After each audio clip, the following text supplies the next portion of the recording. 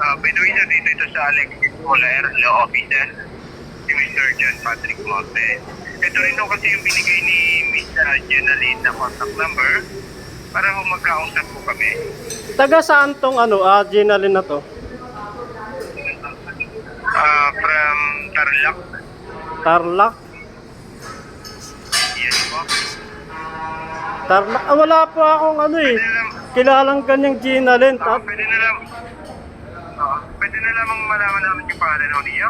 Ay, pasensya na po hindi po ako magbibigay ng pangalan ko dahil may tumawag din dito sa akin.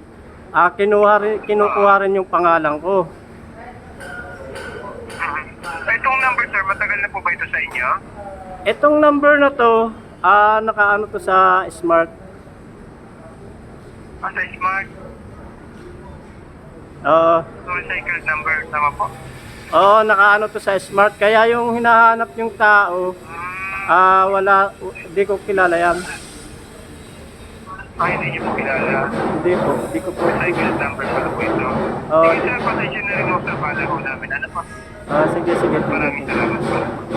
Okay, thank you. So ayan, may problema lang ako dito sa sa aking number. Ang daming tumatawag dito sa number. Ngayon may tumawag na naman sa akin.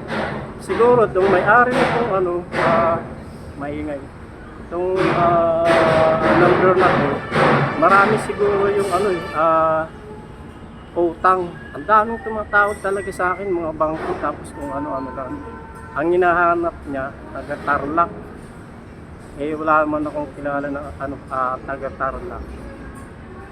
Ang daming tumatawag, mga bangko, hinahanap nila yung tao. Siguro, itong number na to, ang dami sigurong pinagkakautangan ito. Kaya kinat niya siguro yung number niya. Kahapon din may tumawag sa akin, tapos sinahanap din yung tao na to. Hindi ko naman siya kilala. Kaya mag-iingat po kayo. Dapat i-block na lang natin para hindi na tumatawag sa atin. Kaya lamang po.